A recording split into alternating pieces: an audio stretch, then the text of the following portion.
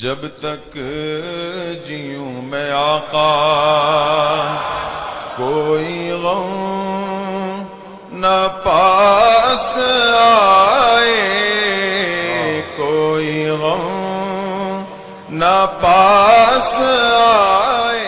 عزیزان گرامی وقار، آج کی یہ تقریب پاک امام اہل سنت، کنز الکرامت، جبل الاستقامت، دریائے رحمت، آقائے نعمت، آیت من آیات اللہ، معجزۃ من معجزات رسول اللہ، سیدی آقائی و مولائی امام احمد رضا خان فاضل بریلوی قدس اللہ سرہ الشریف کے 102ویں سالہ عرس کی تقریب ہے، اور ہم غلامان اعلیٰ حضرت اس تقریب کی وساطت سے بارگاہ رضا میں خراج عقیدت پیش کرنے کے لیے یہاں جمع ہیں۔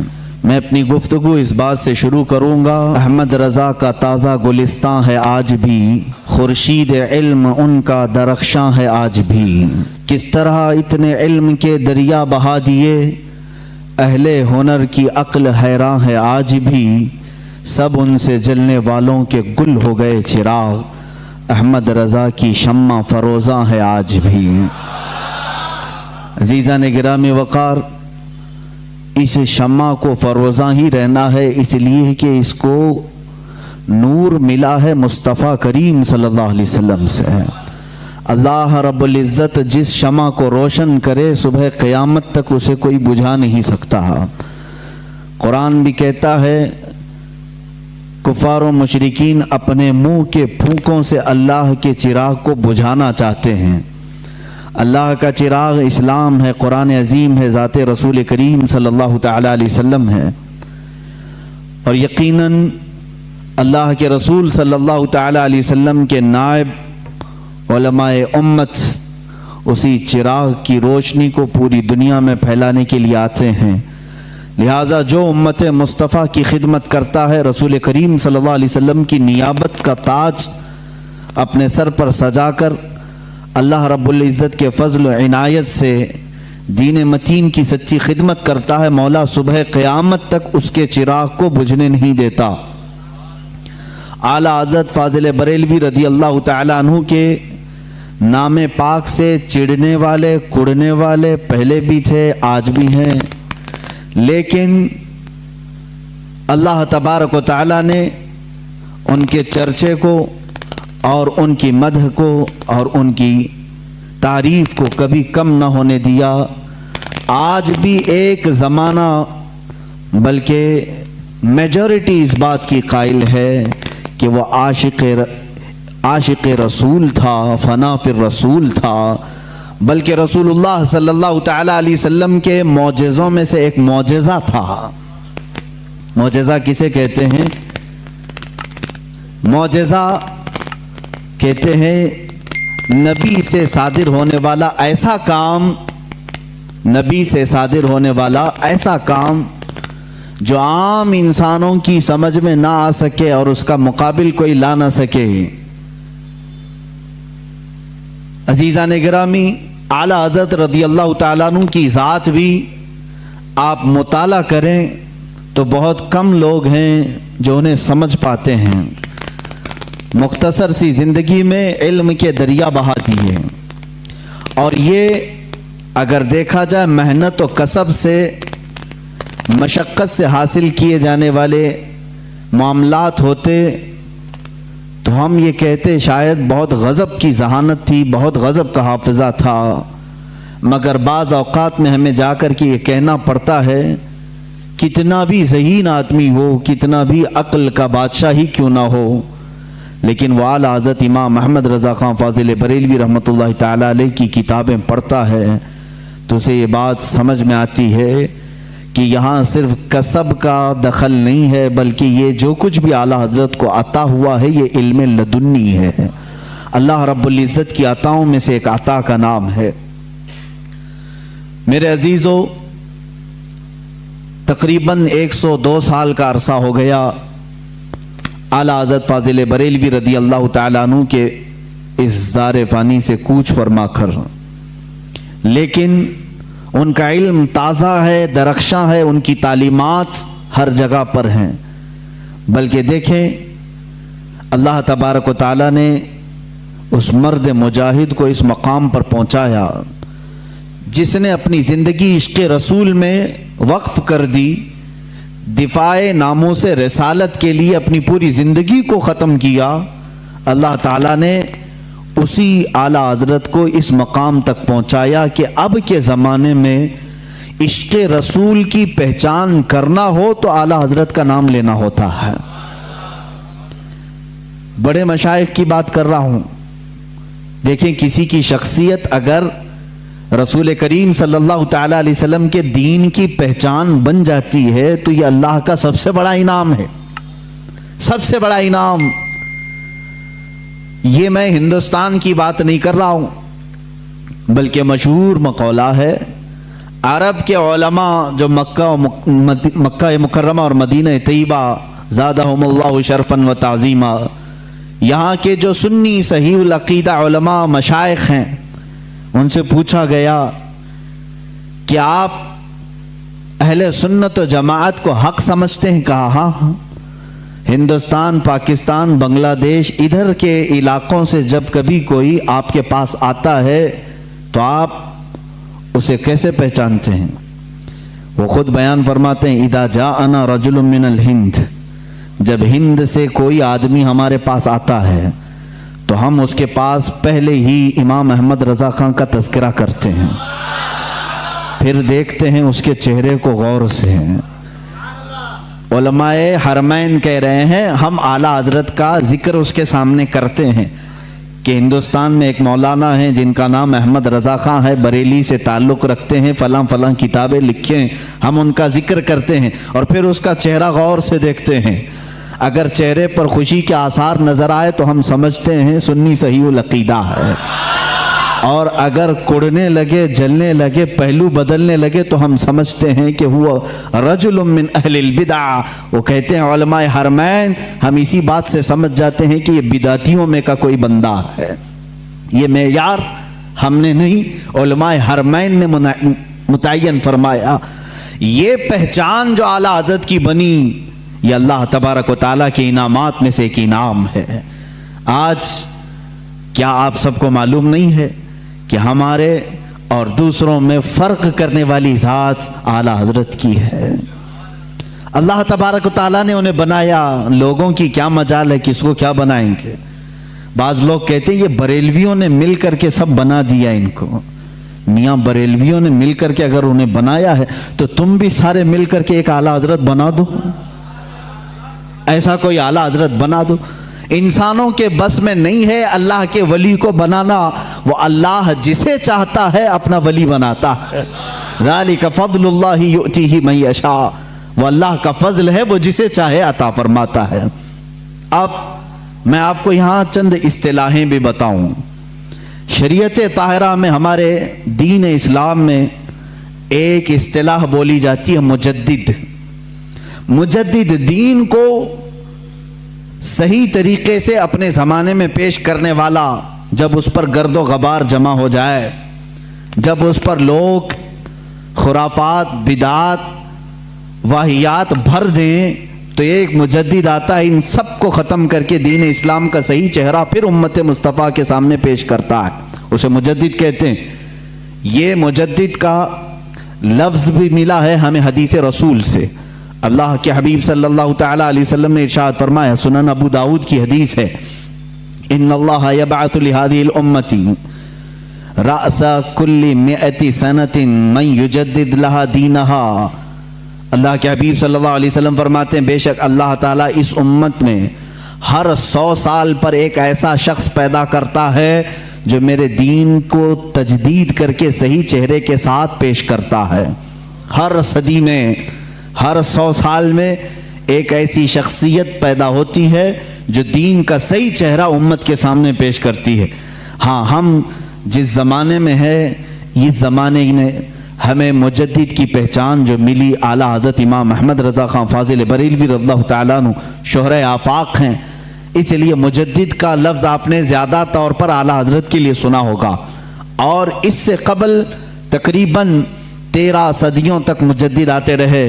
پہلی صدی کے مجدد حضرت سیدنا عمر ابن عبدالعزیز رضی اللہ تعالیٰ عنہ کو لوگوں نے فرمایا ہے، محدثین اور فقہاء نے فرمایا ہے، وہ پہلی صدی کے مجدد تھے۔ دوسری صدی کے مجدد میں امام شافعی رحمۃ اللہ تعالیٰ علیہ کا نام پاک آتا ہے۔ اسی طرح کئی علماء ہیں، اس میں مجددین کی فہرست ایک طویل ہے۔ ایک زمانے میں کئی مجدد بھی ہو سکتے ہیں، ضروری نہیں کہ پوری دنیا میں ایک ہی ہوگا۔ تیسری صدی میں دوسرے مجدد آئے، چوتھی میں الگ آئے، پانچویں میں الگ آئے۔ امام غزالی رحمۃ اللہ تعالیٰ علیہ یہ بھی مجددین میں ہیں۔ اور اسی طرح سے 1000 سال کے بعد ہندوستان میں ایک مجدد آئے جن کو مجدد احمد فاروقی سرہندی، مجدد الف ثانی کہا جاتا ہے، جنہوں نے اکبر کا لایا ہوا دین الہی ختم کیا اور دین مصطفیٰ کی پھر سے نشو نما کی۔ وہ مجدد الف ثانی امام ربانی جن کا لقب ہے وہ احمد فاروقی سرہندی۔ ان کے بعد پھر مجدد آئے سیدنا عبدالعزیز دہلوی رحمۃ اللہ، شاہ عبدالعزیز محدث دہلوی رحمۃ اللہ تعالیٰ علیہ۔ 14ویں صدی کے حالات میں تھوڑے سے آپ کے سامنے بتا دوں۔ یہ 13 صدی کے جو مجدد آئے، انہوں نے اپنے اپنے زمانے میں تجدیدی کارنامے فرمائے۔ ان کے زمانے میں جو چیلنجز تھے ان کا مقابلہ انہوں نے کیا۔ امت مصطفیٰ پر، دین مصطفیٰ پر آنے والی ساری بلاؤں کو انہوں نے دور کیا۔ جس انداز سے بھی یہ طوفان کھڑے ہوتے، مجدد اپنے ذات کے ساتھ، اپنے قلم کے ساتھ، اپنی زبان کے ساتھ جہاد کرتا اور شریعت طاہرہ کا دفاع کرتا۔ 14ویں صدی کے حالات ایسے تھے میرے عزیزوں۔ ہندوستان کے حالات میں اگر آپ کو بتاؤں، یہاں کے پس منظر کو آپ کو پہلے سمجھنا ہوگا، پھر اعلیٰ حضرت کی ذات آپ کو سمجھ میں آئے گی۔ اللہ کے حبیب صلی اللہ تعالیٰ علیہ وسلم کے وارث اور حضور اکرم صلی اللہ علیہ وسلم کے نائب یا علماء امت نے کس طرح کی قربانیاں دی۔ ہندوستان کے حالات ایسے تھے، ایسٹ انڈیا کمپنی کے نام سے انگریز اپنے قدم جما رہے تھے، اور انگریز جب یہاں پر پھیلنا شروع ہوئے، پہلے انہوں نے بنگال کو اپنے قابو میں کیا، پھر اس کے بعد گوا میں، ادھر ادھر علاقوں میں اپنی کمپنی کے نام سے شروع کیا، بمبئی کو قبضے میں لیا۔ یہ وہ دور تھا جب یہاں پر مغل سلطنت آخری سانسیں لے رہی تھی۔ بہادر شاہ ظفر جس کے آخری حکمراں رہے ہیں، یہ کمزوری کے ایام تھے، مغل سلطنت کی علالت کا دور تھا، اور انگریزوں نے اس کمزوری کا فائدہ اٹھا کر کے ہندوستان میں اپنے قدم جمائے۔ جانتے ہیں اس وقت پورے ہند میں، ابھی ہندوستان کی تقسیم نہیں ہوئی تھی، یہ بنگلہ دیش بھی ہندوستان کا حصہ تھا، یہ پاکستان بھی ہندوستان کا حصہ تھا، افغانستان کے بھی کئی علاقے ہندوستان کے حصے میں آتے تھے، بڑا ہند تھا اس زمانے میں۔ پورے بر صغیر اس کو کہا جاتا ہے، سب کانٹیننٹل ہندوستان کو بر صغیر، شبہ القارۃ الہندیہ اس کو عربی میں کہتے ہیں، یعنی ایک انٹر کانٹیننٹل کے برابر ہی ہندوستان کو سمجھا جاتا ہے، تھوڑا چھوٹا اس سے۔ اتنے پورے علاقے میں پورے مسلمانوں کا عقیدہ ایک ہی تھا، وہ اہل سنت و جماعت تھے، یا اگر کچھ تھے تو رافضی اور شیعہ تھے تھوڑے سے، لیکن پورے بر صغیر میں مسلمان صرف اہل سنت و جماعت تھے۔ انگریز جب یہاں پر ہندوستان میں آئے تو ان کو سب سے زیادہ خطرہ کس سے تھا؟ انہوں نے اپنی کتابوں میں لکھا، علماء اسلام سے انہیں خطرہ تھا۔ علماء اسلام ان کے خلاف کھڑے ہو سکتے تھے، اور ظاہر سی بات ہے اس وقت ابھی ترکی کی خلافت عثمانیہ بھی موجود تھی، اور ہندوستان میں مغل سلطنت تھی۔ مسلمانوں کا دبدبہ ایسا تھا کہ ایک بار اگر بادشاہ اسلام جہاد کا اعلان کر دے تو سارے کفن بردوش سڑکوں پر آ جاتے۔ ایک اعلان ہو جائے، نوجوان تو نوجوان، بوڑھے بھی راستوں پر آ جاتے اپنی جان اللہ کی بارگاہ میں پیش کرنے کے۔ ہر زمانے میں ہمارے ہاں دائرہ اسلام میں آپ کو بتاؤں، مرنے سے کبھی کوئی مسلمان خوف نہیں کھاتا تھا۔ اسی لیے 1947 کی جو آزادی کی جنگ ہے، اس میں آپ دیکھیں گے، تاریخ اگرچہ آپ کو بتائی نہیں جاتی، 1 لاکھ سے زیادہ مسلمانوں کی بھی موت اس میں ہوئی، شہادت ہوئی ہے، اور تقریباً 1857 سے اگر میں گناؤں 30,000 صرف علماء اہل سنت ایسے ہیں جن کو درختوں پر پھانسی پر لٹکایا تھا انگریزوں نے۔ یہ ہماری قربانیاں ہیں، اور انگریز یہ اچھی طرح سے جانتا ہے، جس کو اقبال نے کہا یہ فاقہ کش موت سے ڈرتا نہیں ذرا، روح محمدی اس کے بدن سے نکال دو، عرب کو دے کر کے عجم کے تخیلات، اسلام کو حجاز و یمن سے نکال دو۔ انگریز یہی سوچتا ہے کہ یہ فاقہ کش موت سے ڈرتا نہیں، اس کے جسم سے روح محمدی نکال دو، عشق مصطفیٰ نکال دو۔ اس زمانے میں انگریزوں نے جب یہ دیکھا کہ یہاں ان کی یونٹی اور ان کے اتحاد سے ہمارے لیے خطرہ ہے، تو ظاہر سی بات ہے ہر زمانے میں منافقین کو خریدنے کی کوشش کی جاتی رہی ہے، ہر زمانے میں۔ وہ زمانہ بھی ایسا رہا کہ انگریزوں نے اپنے خلاف بولنے والوں کو پانی کی سزا دی، انڈمان نکوبار بھیجا، پھانسی کی سزائیں دی، لیکن وہی انگریز چند علماء کو خریدتا رہا، چند مولویوں کو خریدا، اور ان کے درمیان، مسلمانوں کے درمیان اختلافات ڈالنے کی کوششیں کی، کیونکہ مشہور ہے، یہ میری اکیلے کی بات نہیں، سارے لوگ جانتے ہیں ڈیوائیڈ اینڈ رول کی پالیسی کس کی رہی ہے؟ انگریزوں کی رہی ہے، سب جانتے ہیں۔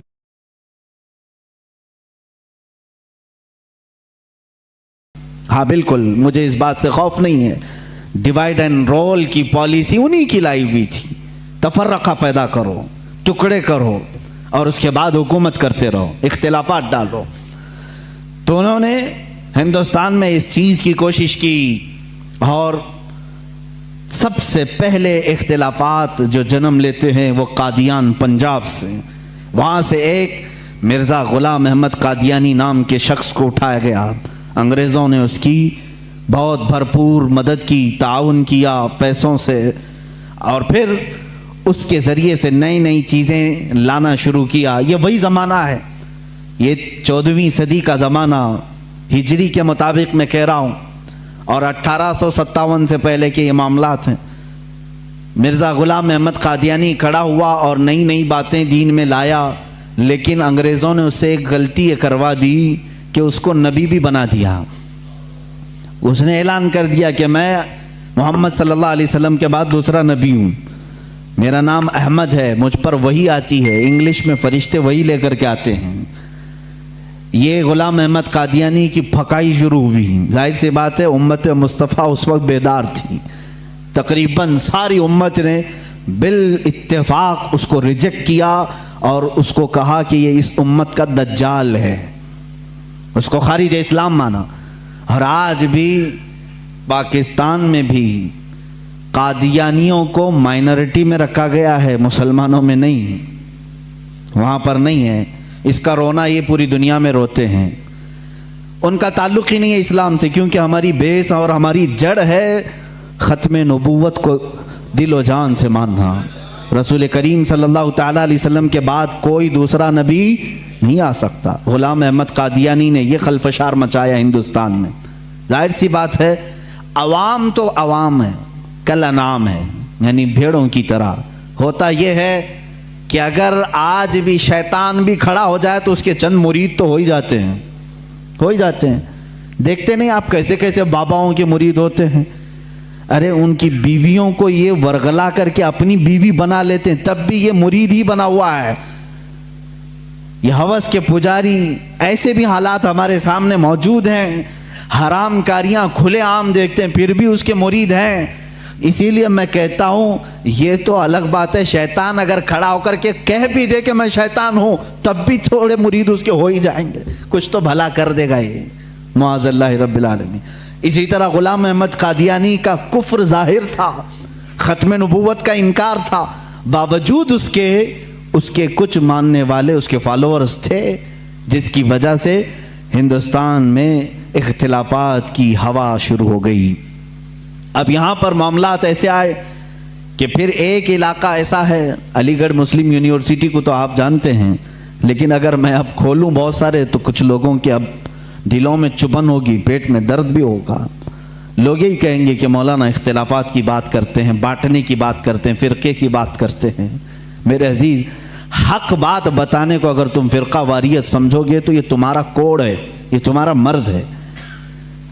اگر کوئی یہ بتا دے کہ یہ شکر ہے، یہ گوبر ہے، تو تم کیا کہو گے؟ یہ فرقہ پیدا کر رہا ہے، فرقہ نہیں میرے عزیز، تجھے بتا رہا ہوں حلال کیا ہے حرام کیا ہے، میٹھا کھا لے اور غلاظت چھوڑ دے، اسی لیے تو علماء بتاتے ہیں۔ کیا ہمارا ذاتی کوئی جھگڑا ہے کسی سے؟ کوئی ہماری پراپرٹی پر آ کر بیٹھا ہوا ہے؟ کوئی میرے کپڑے چھینا ہوا ہے؟ کچھ نہیں ہے میرے عزیز ہو۔ جو باتیں میں عرض کر رہا ہوں اس کو توجہ سے سنیں، اور مجھے کسی کو گالیاں دینے میں کوئی شغف نہیں ہے اور نہ میری زبان ایسی ہے، لیکن جو حقوق اسلام ہے اور دین کے جو حقوق ہیں وہ میں بتا کر رہوں گا۔ ایک طرف غلام احمد قادیانی کی خرافات، دوسری طرف سر سید احمد خان، اس نے ایک نئے فرقے کی بنیاد رکھی، نیچریت۔ یہ کیا تھا؟ یہ بھی انگریزوں کے پاس سے پڑھ کر کے آیا، جو بانی ہے مسلم یونیورسٹی کا۔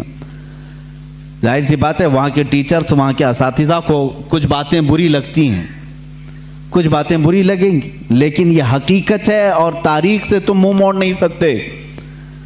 سر سید احمد خان واپس آ کر کے قرآن عظیم کی بہت ساری باتوں کا انکار شروع کر چکا تھا۔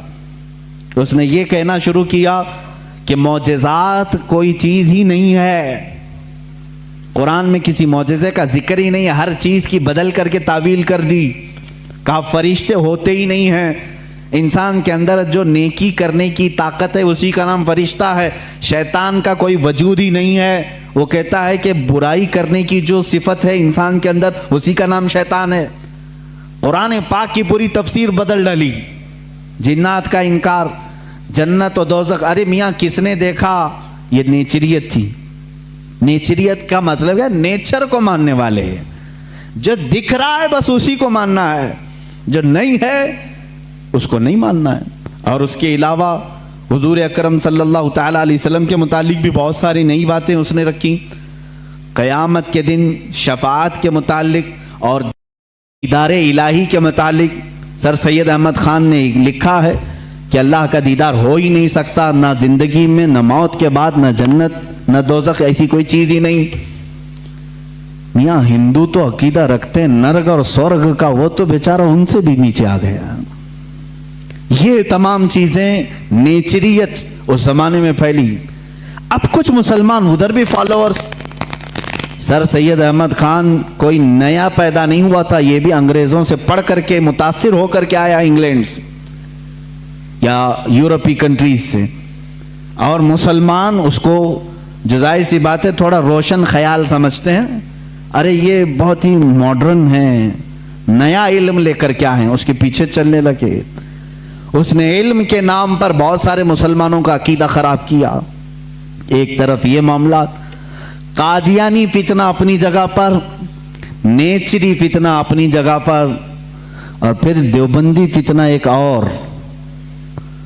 یہاں پر میں آج انصاف کے ساتھ عرض کرنا چاہوں گا، آج جو دیوبند ہے یا جو دیوبندی ہیں، اگر ان کو میری بات بری لگتی ہے تو ٹھنڈے دل سے میرے عزیز اپنے دل پر ہاتھ رکھ کر کے سوچو، آؤ میں تمہیں دعوت دیتا ہوں، آؤ ہم ان تمام چیزوں پر جمع ہو جاتے ہیں جو صحابہ اور تابعین سے تھی۔ کوئی نئی بات تم اپنی کتاب میں نہیں لاؤ گے، کوئی نئی بات میں اپنی کتاب میں نہیں رکھتا۔ آؤ اتحاد کرو، میں اس اتحاد کا اعلان کرتا ہوں، لیکن جو نئی باتیں آئیں اس کا تم انکار کرو گے، علل اعلان کرو گے، اور یہ بھی کہو گے کہ ہم ان سے دور ہیں۔ ہوا یہ کہ اعلیٰ حضرت رضی اللہ تعالیٰ عنہ کے زمانے سے تھوڑے سے پہلے کی حالات میں بتا رہا ہوں آپ کو۔ دارالعلوم دیوبند کے بعد 4 علماء میں صاف صاف آج عرض کرتا ہوں جن کی کتابوں سے پوری امت میں تنازع پھیل گیا، اختلاف پھیلا۔ لوگ ہم کو اختلاف کا فتویٰ دیتے ہیں، اگر نہ یہ کتابیں آتی نہ یہ کوئی فتوے آتے۔ کتابیں لکھی گئی، کتابوں میں اچھی باتیں تھی، حضور صلی اللہ علیہ وسلم کی سیرت پر بھی کچھ کتابیں لکھی گئی، اللہ کی شان میں لکھی گئی، بہت ساری باتیں اچھی تھیں، لیکن بیچ میں چل کر کچھ عبارتیں ایسی کہ لڑکھڑا گئی، اور وہ اتنی لڑکھڑا گئی کہ عام مسلمان بھی اسے بولنا پسند نہیں کرے گا۔ बराहीन कातिया किताब का नाम बोल रहा हूँ, तक़वियतुल ईमान किताब का नाम है, तहज़ीरुन नास किताब का नाम है, हिफ्ज़ुल ईमान किताब का नाम है। ये वो किताबें जो आज छुपी नहीं है, मार्केट में छपी हैं, अभी भी मौजूद है, अभी भी मौजूद हैं। इन्हीं किताबों की इबारात की वजह से ही तो ये तनाज़ा फैला पूरे उम्मत में, इख्तिलाफात। अहले सुन्नत व जमात मुत्तहिदा मुत्तफका एक ही जमात थी बर्रे सगीर में। इन किताबों के आने के बाद हुआ क्या, एक किताब में लिखा गया अल्लाह झूठ बोल सकता है, नई बात थी। इस बात पर आज तक उम्मत ने कभी किसी भी शेख, किसी भी बुजुर्ग सलफ़ सालिहीन से मुझे इबारत ला करके दिखाओ, इससे पहले कोई बात हुई थी। फिर एक किताब में अकीदा तौहीद को बयान करते हुए मौलवी इस्माइल देहलवी साहब ने यह तक लिख दिया, हुजूर सल्लल्लाहु ताला अलैहि वसल्लम का ख्याल नमाज में आना गधे और बैल के ख्याल से बदतर है। ये नई बात थी कि नहीं थी? और जा करके क्रॉस वेरिफिकेशन कर लेना, अगर मैं झूठ बोलूं तो मेरा जुब्बा पकड़ लेना और जो सजा दे सकते हो दो। मैं ये लफ्ज़ी नहीं कर रहा हूं और ना फकाई कर रहा हूं, ये जुमले आज किताब में मौजूद हैं। तक़वियतुल ईमान में हिफ्ज़ुल ईमान किताब आई, उसमें मौलवी अशरफ अली साहब ने हुजूर सल्लल्लाहु ताला अलैहि वसल्लम के इल्म गैब पर बहस करते करते ये कह दिया, हुजूर के इल्म गैब की क्या तखसीस, क्या तकसीम यानी उनकी क्या खुसूसियत है। उतना इल्म गैब तो ज़ैद को, पागलों को, बच्चों को, बल्कि जानवरों को भी हासिल है। शैतान का इल्म गैब तो कुरान से साबित है, उन्होंने कहा शैतान का इल्म गैब कुरान से साबित है। हुजूर सल्लल्लाहु अलैहि वसल्लम के इल्म गैब की क्या खुसूसियत है, यानी बराबर हो गए। शैतान को जितना इल्म है उतना ही मोहम्मद सल्लल्लाहु अलैहि वसल्लम को है। मेरे अजीजों, क्या ये बातें दिल पर नहीं लगती मुसलमानों के? ये इबारतें आई, किताबों में लिखी गई, और बड़ा फितना यहां से भी हुआ मौलवी कासिम नानोतवी साहब की किताब से, कि उन्होंने ये भी लिखा कि बिलफर्ज बाद ज़माने नबी के अगर कोई दूसरा नबी पैदा हो गया तो हुजूर के खातमुन नबीन होने में कोई फर्क नहीं आएगा। यानी कोई दूसरा नबी पैदा हो सकता है, अगर हो गया, अगर मगर की बात ही छोड़ो, जब हुजूर ने 1400 साल पहले कह दिया, फरमा दिया कि मेरे बाद कोई नबी नहीं हो सकता, तो नहीं होगा। आप किताब में ये नई बात लिखने की क्यों जरूरत पेश की? आपको क्यों जरूरत पेश आई कि अगर अब के जमाने में भी कोई नबी आएगा तो हुजूर के खातमुन नबीयीन होने में कोई फर्क नहीं आएगा? तो आपकी इस बात से पता नहीं कितने मोहल्लों में कहां कोई नबी होने का ऐलान कर देगा। अजीज़ान गिरामी वक़ार, ये किताबें पूरा का पूरा हिंदुस्तान एक खलबली मचा चुकी थी, कोहराम बपा था, तनाज़ात में घिर गए। कादियानी अपने नबी होने का ऐलान कर रहा है, इधर एक नेचरी फ़िरका है अलीगढ़ से जो कुरान के मौजज़ात का इनकार, हिस्सियात को सिर्फ मानने वाला, नेचर को सिर्फ मानने वाला और मुग़ीबात को नहीं तस्लीम करने वाला, और एक तरफ अज़मत रसालत सल्लल्लाहु ताला अलैहि वसल्लम पर, रसूल करीम सल्लल्लाहु ताला अलैहि वसल्लम के मुतालिक ये सारे जुमले आ रहे हैं। चलो 100 साल का अरसा गुजर गया, आज भी मैं दावत देता हूं, आज तो सोशल मीडिया का ज़माना है, मेरी ये दावत कबूल करें उलमाए देवबंद या जो भी, मैं आपसे इत्तिहाद कर लूंगा, सीने से सीना लगा लूं, लेकिन सिर्फ ये बातों से तुम इनकार कर दो और कहो कि वही इश्क़ रिसालत हमारे अंदर है जो सैयदना अबू बकर सिद्दीक में था, सैयदना उमर फारूक में था, उस्मान इब्न अफ़्फ़ान में था, हैदर कर्रार में था, रिज़वानुल्लाहि ताला अलैहिम अजमाइन। जो मशाइख़ अहले सुन्नत ने हमें मोहब्बत रसूल और ताज़ीम रसूल सिखाया है, उसी पर हमारा इत्तेफाक है। आओ, मैं सीने से सीना लगाने को तैयार हूँ। हम कौन सा इख्तिलाफ चाहते हैं आपसे? हम कौन सा इख्तिलाफ चाहते हैं? हमारा ये एक बात याद रख लें, अगर मैं आज नाम लेकर के किसी को कह रहा हूं तो सिर्फ इसलिए कि हमारा दीन ही ये कहता है, जो उनसे ना आशना हो उससे हमारा कोई ताल्लुक भी नहीं। हमारे रिश्ते नाते अगर हैं तो सिर्फ अज़मत रिसालत से जुड़े हुए हैं। जो नबी का ہے وہ ہمارا ہے۔ اسی لیے سرکار مرشدی پیر و مرشد تاج الشریعہ رحمۃ اللہ تعالی علیہ نے فرمایا ہے، نبی سے ہو جو بیگانہ اسے دل سے جدا کر دیں، نبی سے ہو جو بیگانہ اسے دل سے جدا کر دیں، پدر مادر برادر جان و مال ان پر فدا کر دیں۔ اسی وقت ایمان کو پہنچو گے، اسی وقت ایمان کو پہنچو گے۔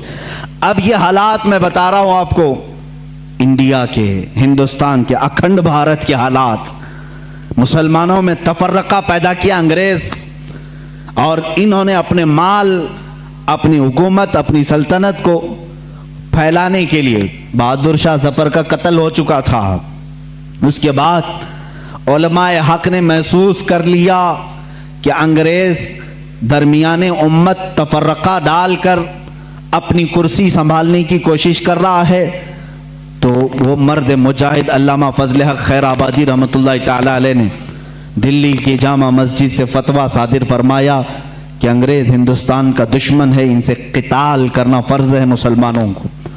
اسی فتوے کی بنیاد پر زندگی بھر کی عمر قید کی سزا میں ان کو انڈمان نکوبار بھیجا گیا، وہیں پر ان کی وفات ہوئی۔ آج مزار بھی ان کا جزیرہ انڈمان میں ہے۔ مولانا کفایت علی کافی رحمۃ اللہ تعالی علیہ، جو 1857 کی یہ جو غدر ہے، اس کے بعد کے علماء اہل سنت کی بات میں کر رہا ہوں، انہوں نے محسوس کر لیا اسی زمانے میں کہ انگریز نے فرقہ پیدا کر دیا ہے، کچھ علماء اس کی بولی بول رہے ہیں۔ ظاہر سی بات ہے، یہاں کچھ علماء جو مدرسہ بنا رہے تھے ان کو ماہانہ مشاہرہ مل رہا ہے انگریز حکومت سے، علی گڑھ کو پاؤنڈ آ رہے ہیں انگلینڈ سے، اور دیگر علماء کو پاؤنڈ آ رہے ہیں، اور یہاں جو علماء ان کی ان خرافات کو بیان کر رہے ہیں ان کو پھانسی پر چڑھایا جا رہا ہے۔ مولانا کفایت علی کافی رحمۃ اللہ تعالی علیہ، جن کے اعلیٰ حضرت بھی بڑی عزت فرمایا کرتے تھے، وہی کفایت علی کافی جنہوں نے اپنی ایک نعت میں کہا تھا، کوئی گل باقی رہے گا نہ چمن رہ جائے گا، پر رسول اللہ کا دین حسن رہ جائے گا، اطلس و کم خواب کے پوشاک پہ نازاں نہ ہو، اس تنے بے جاں پہ خاکی کفن رہ جائے گا۔ یہ جو نعت انہوں نے لکھی تھی اس وقت جب آپ کو پھانسی کے پھندے پر چڑھایا جا رہا تھا، یہ مولانا کفایت علی کافی۔ پھر مولانا عنایت احمد کاکوروی رحمۃ اللہ تعالی علیہ، جن کو جیل کی سلاخوں کے پیچھے انگریزوں نے بند کیا، اس ایک عالم ربانی نے پتھر کی ٹھیکری سے دیواروں پر پوری علم الصیغہ کتاب لکھ دی تھی، جو آج بھی عالم کورس کی کتاب میں پڑھائی جاتی ہیں۔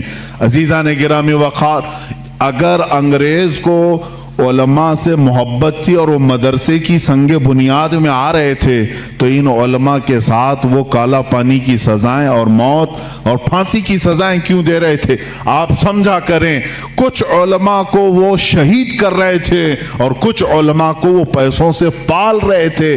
یہ حالات بڑے دیگرگوں تھے، امت میں تفرقہ، اختلافات آ چکے تھے۔ اب یہ وہ زمانہ تھا، نیچریت اپنے پاؤں پھیلا رہی ہے، قادیانیت اپنے پاؤں پھیلا رہی ہے، دہریت اپنے پاؤں پھیلا رہی ہے، اور ایک طرف غیر مقلدیت بھی اپنے پاؤں پھیلا رہی ہے۔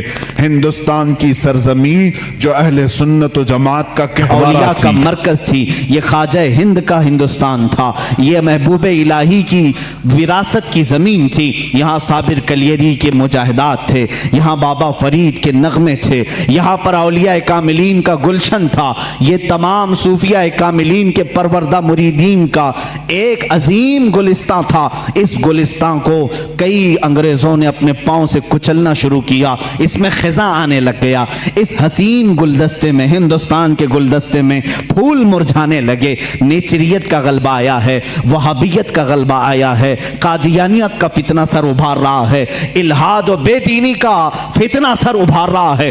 اب ہندوستان کی سرزمین پر ایک ایسے مرد قلندر کی ضرورت تھی جو موسیٰ کا جلال لے کر فرعون کے مقابل میں آئے، جو ابراہیم کی ثبات قدمی لے کر کے نمرود کے سامنے آئے۔ اب ایک ایسے مرد قلندر کی ضرورت تھی جو صدیق کی صداقت اپنے سینے میں رکھتا ہو، فاروق اعظم کی عدالت اپنے سینے میں رکھتا ہو، عثمان ابن عفان کی حلم و بردباری اپنے سینے میں رکھتا ہو۔ ہندوستان کو اب ایسے مرد قلندر کی ضرورت تھی جو حیدر کرار کی شجاعت بھی رکھتا ہو، غوث اعظم کا نائب صاحب ہو, ख्वाजा हिंद का वारिस हो. अल्लाह रब्बुल इज्जत ने हिंदुस्तान के सुन्नी मुसलमानों पर वो एहसान अजीम फरमाया जब सूफिया के मरकज और औलिया कामिलीन की खानकाहें आवाज देने लगी, इलाहा अब हिंद का क्या होगा. यहाँ तो अब चादरें नहीं, अब गागरें नहीं, यहाँ औलिया की बारगाह में आने से रोका जा रहा है. वसीले को शिर्क, इस्तिमदाद को कुफ्र कहा जा रहा है. अजमत रिसालत पर हमले हो रहे हैं. नमाज में रसूल के ख्याल आने को बुरा भला कहा जा रहा है. पीठ पीछे की खबर ना होने की हजूर के बारे में कही जा रही है. इलाहा अब कौन इस दीन का वारिस होगा, जानशीन होगा, मुहाफिज होगा, निगहबान होगा. आवाज आई गैब से. अल्लाह रब्बुल इज्जत ने पूरे हिंदुस्तान के इस साए पर एक ऐसी अजीम सल्तनत को बेदार फरमाया जिस सल्तनत का नाम हम यूं कहते हैं, मुल्क सुखन की शाही तुमको रजा मुसल्लम. मुल्क सुखन की शाही तुमको रजा मुसल्लम. जिस समत आ गए हो सिक्के बिठा दिए हैं. उस अजीम हस्ती को अल्लाह ताला ने जलवा फरमाया जिसको पूरी दुनिया सुन्नियत, आला हजरत, कंजुल करामत, जबलुल इस्तिकामत, दरियाए नेमत, आकाए रहमत, कंजुल करामत, इमाम अहले सुन्नत, इमाम अहमद रजा खां फाजिल बरेलवी के नाम से जानती है. इसीलिए मैंने कहा अहमद रजा का ताज़ा गुलिस्तां है आज भी, खुर्शीद इल्म उनका दरख्शां है आज भी. सब उनसे जलने वालों के गुल हो गए चिराग, अहमद रजा की शम्मा फरोज़ा है आज भी. अजीज़ान गिरामी, उस इमाम अहले सुन्नत फाजिल बरेलवी की जिस घर में विलादत बासआदत हुई वो आम घराना नहीं था, इल्मी घराना था, बुजुर्गों का घराना था, तकवा और परहेजगारी के शिआर रखने वालों का घराना था. आला हज़रत रज़ी अल्लाह तआला 10 शव्वालुल मुकर्रम बरेली शरीफ में सनीचर के दिन जब आपकी विलादत हुई, ज़ोहर का वक्त था, ये आला हज़रत इमाम अहमद रज़ा खान रहमतुल्लाह ताला अलैह मौलाना नकी अली खान रहमतुल्लाह ताला अलैह के घर पैदा होते हैं. मौलाना नकी अली खान आला हज़रत के वालिद माजिद ज़बरदस्त आलिम दीन, फ़क़ीह कामिल, वली कामिल थे. आपके दादा मौलाना रज़ा अली खान रहमतुल्लाह ताला अलैह कुतुबुल वक्त थे. आपका सिलसिला नसब आला हज़रत रज़ी अल्लाह ताला अन्हु का अफ़गानिस्तान के बड़हेज कबीले के पठानों से मिलता है. बाद मुहक्किकीन ने कहा है कि सहाबी रसूल तक आपका नसब पहुंचता है. वल्लाहु आलम. आला हज़रत रज़ी अल्लाह ताला अन्हु जिस वक्त अपनी आंखें खोले हैं, बाप को मौलाना नकी अली खां की शक्ल में एक अजीम विलायत का सरताज देखे हैं और परवरिश भी इस अंदाज में हुई. अल्हम्दुलिल्लाह, जिनके घर इल्मी होते हैं, तकवा वाले होते हैं, वहाँ की हवाओं में भी इल्म होता है, वो चलते फिरते भी परहेजगार बनते हैं. आला हज़रत अजीमुल बरकत रज़ियल्लाहु ताला अन्हु के इल्मी घराने की मिसाल इसी बात से समझ में आती है कि आपका नाम आला हज़रत रज़ियल्लाहु ताला अन्हु का नाम मोहम्मद रखा गया और दादा ने अहमद रज़ा रखा. उसी नाम से आप मशहूर ज़माना भी हैं. आला हज़रत रज़ियल्लाहु ताला अन्हु के घर का नहीं बल्कि सूफिया कराम बुजुर्गों का ये वतीरा रहा है कि बच्चा जब 4 साल 4 महीने 4 दिन का होता है तो बिस्मिल्लाह खानी कराई जाती. इस रिवाज को हमारे लोग भूल चुके हैं. चिल्ले छट्टियां तो याद रही और दूसरे मामला तो याद रहे जो औरतों के शुरू किए हुए हैं, लेकिन इस्लामी मशाइख और बुजुर्गान दीन ने जो तरीके हमारे लिए मुस्तहब फरमाए थे उनको आज जिंदा करने की जरूरत है. अपने बच्चों की बिस्मिल्लाह खानी करवाए, यानी किसी भी बाअमल आलिम दीन से बच्चे को इस दिन बिस्मिल्लाह पढ़ाया जाता है जब बच्चा 4 साल 4 महीने 4 दिन का होता है, और उसको अलिफ बा पढ़ाया जाता है, कुरान की चंद आयतें पढ़ाई जाती. ये रस्म बिस्मिल्लाह खानी आला हज़रत रज़ियल्लाहु ताला अन्हु के घर की वो वहाँ की रस्म रही है, वहाँ का रस्म दस्तूर भी है.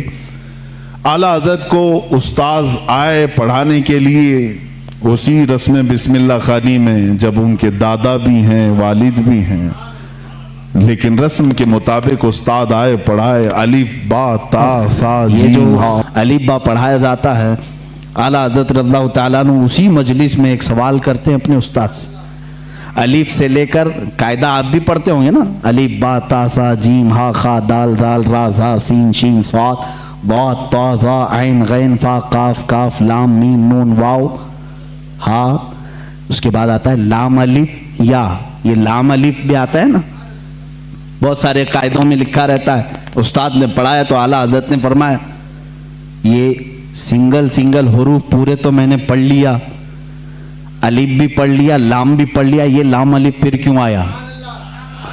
किस उम्र में पूछ रहे हैं? 4 साल की उम्र में।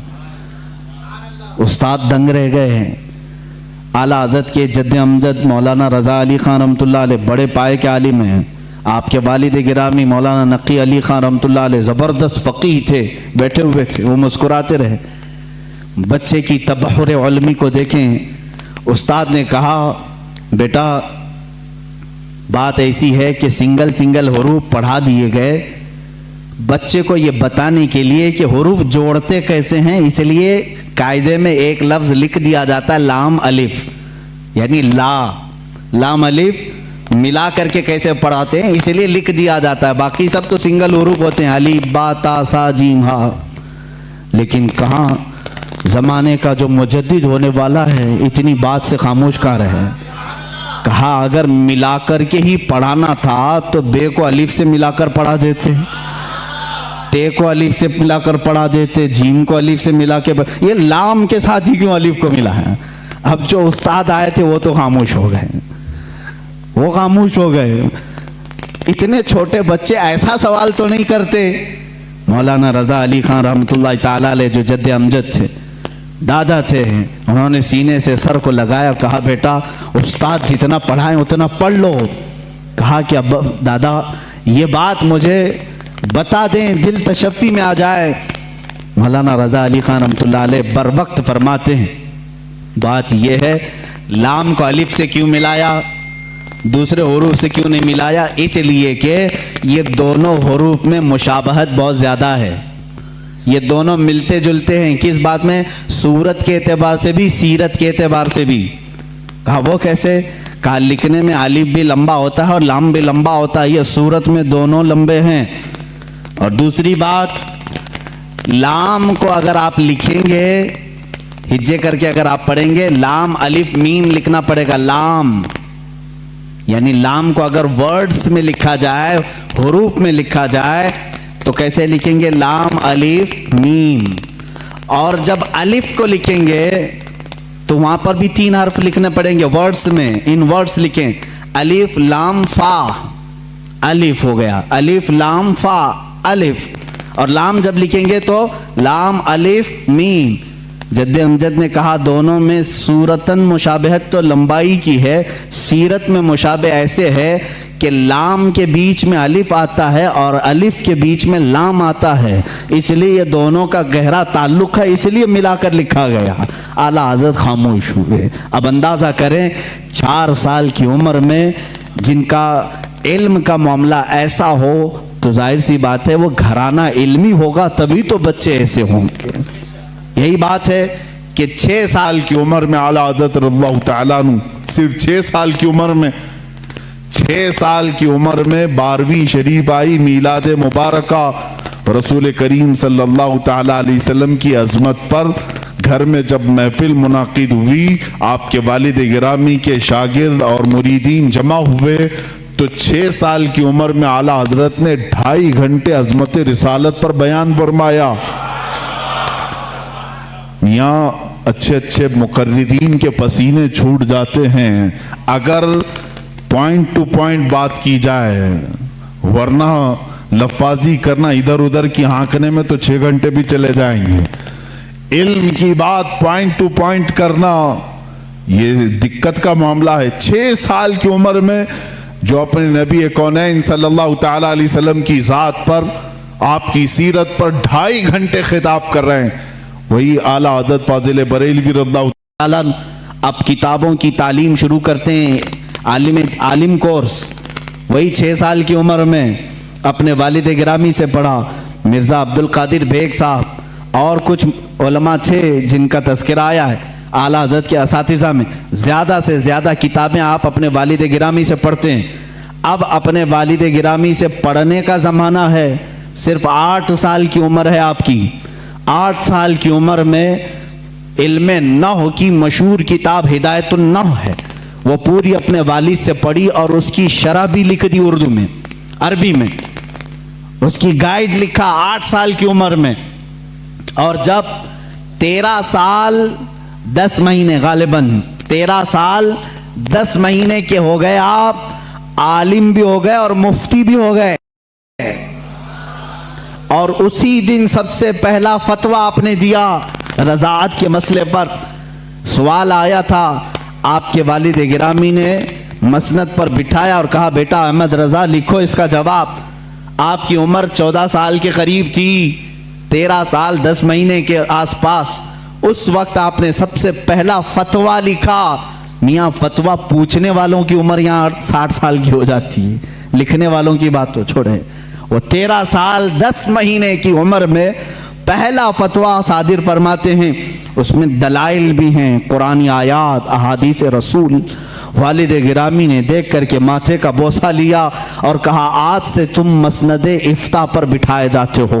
13 سال 10 مہینے کی عمر سے لے کر جب تک آپ کی وفات نہ ہوئی اس وقت تک آپ نے فتویٰ نویسی فرمائی. تقریباً 20,000 سے تقریباً 6,000 سے زیادہ فتوے آپ نے ارسال فرمائے. آج وہی فتاوی رضویہ کی شکل میں ہمارے پاس ایک فقہی انسائکلوپیڈیا موجود ہے جس کی 30 جلدیں ہیں، 21,000 صفحات کے قریب یہ کتاب ہے. 250 رسالے اس کے اندر موجود ہیں، 250 رسالے، الگ الگ کتابیں. جو جس طرح کا سوال آیا، عربی میں آیا تو عربی میں جواب، فارسی میں آیا فارسی میں جواب، انگلش میں آیا انگلش میں جواب. جس علم کا سوال آیا اس علم کا جواب آپ نے ارسال فرمایا. یہ تقریباً فتاوی رضویہ آج جو چھپی ہوئی ہے 30 جلدوں میں ہے، 30 بڑے بڑے ویلیومز ہیں.